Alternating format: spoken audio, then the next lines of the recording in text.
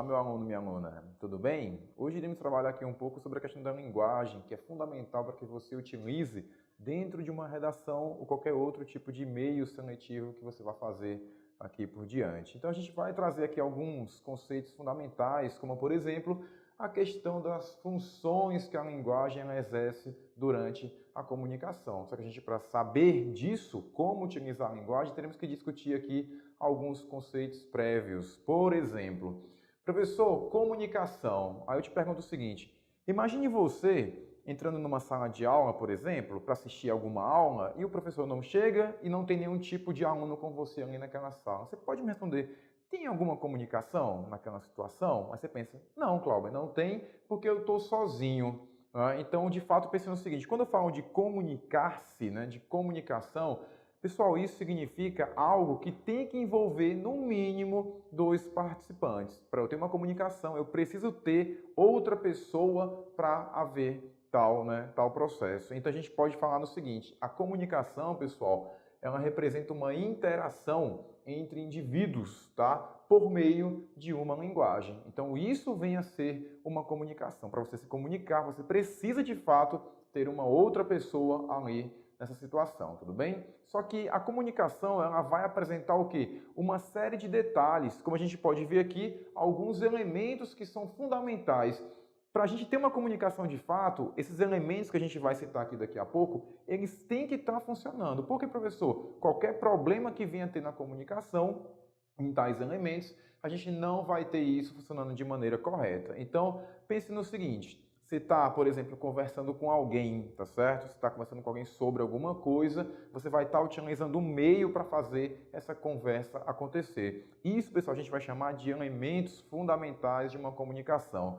Vamos pegar aqui um outro exemplo. Ó. Eu aqui, gravando essa aula para você, eu estou transmitindo informações para você. Então, eu vou ser considerado aqui como o emissor da comunicação. Por quê? Porque eu estou emitindo uma informação que está chegando, no caso, até você. Então, quando você fala com alguém, você representa a figura do emissor de tal informação, tá certo?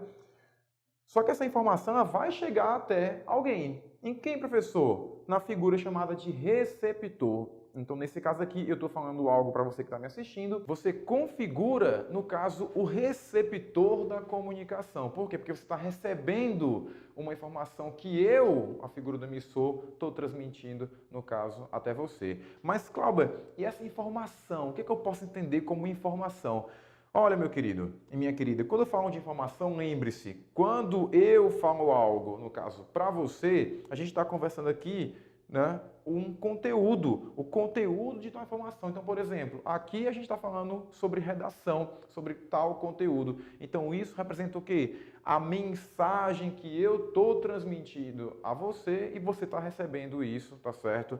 Devido a tal comunicação. Aí você pensa, professor, então, para ter comunicação, eu tenho que ter um emissor, um receptor e uma mensagem?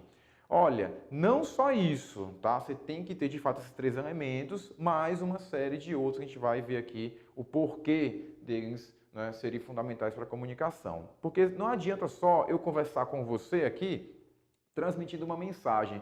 Porque, professor, imagine se a gente falasse aqui idiomas diferentes.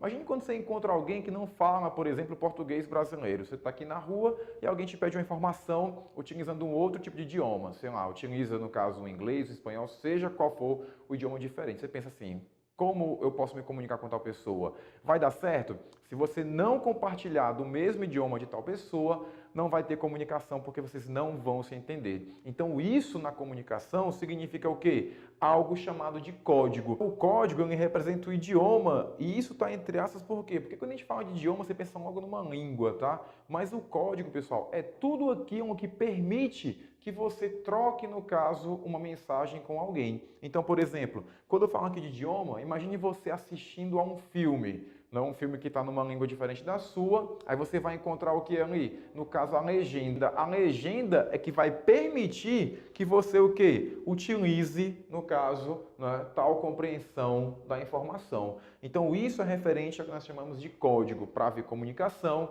Tanto o emissor quanto o receptor, eles têm que compartilhar o mesmo código na comunicação. Tudo bem?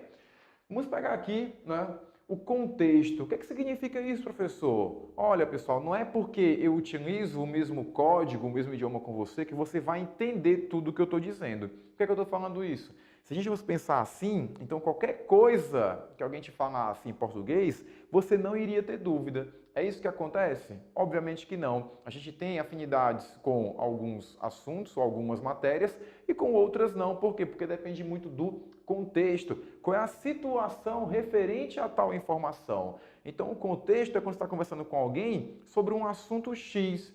Estamos falando aqui o seguinte, olha, hoje vamos falar de funções da linguagem. Aí você pensa, não, ele vai falar algo referente à linguagem. Aí, do nada, eu começo a falar algo que não tem nada a ver, né, acerca da linguagem. Então, isso a gente está tendo um problema de contexto. O contexto tem que ser, no caso, a mesma situação referente ao que eu estou falando e o que você, no caso, está ouvindo, tá certo?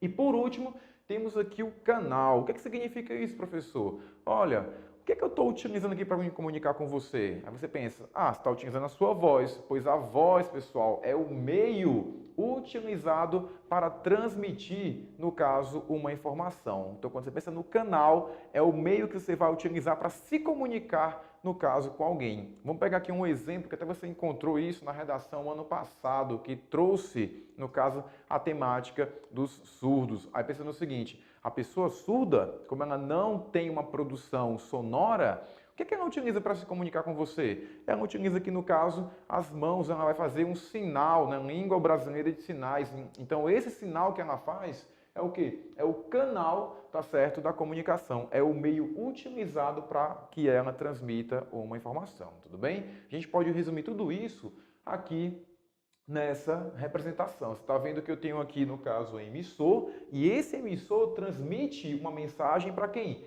Para um receptor, utilizando, no caso, um código que tem um contexto entre ambos os indivíduos, tá certo? Utilizando um canal para se comunicar, tudo bem? Você pega aqui algumas questões, por exemplo, que você pode acabar se deparando por aí em algumas provas. Vamos supor, se eu falo com você e você fala comigo ao mesmo tempo, a gente vai ter aqui um problema nesse gráfico. Por quê, professor?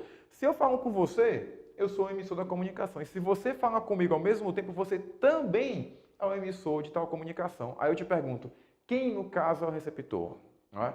É por isso que você não pode, ninguém pode, na verdade, falar ao mesmo tempo que outra pessoa. Por qual motivo? Você não vai acabar entendendo o que ela tem te dizer. Por quê? Porque não há, de fato, um receptor. Então, isso é para você ficar ciente de que quando você escreve, por exemplo, o seu texto, pessoal, você sendo um emissor, você tem uma mensagem que vai ser transmitida para um receptor. No caso, é a ideia que você está defendendo ali dentro do seu texto. E isso tem que ser utilizado no mesmo código entre ambos, dentro de um contexto, geralmente o tema da redação, utilizando aqui o canal, que de fato vai ser o quê? A questão da escrita, tá bom? Então a gente termina aqui por hoje falando sobre funções da linguagem. Até o próximo vídeo e tchau!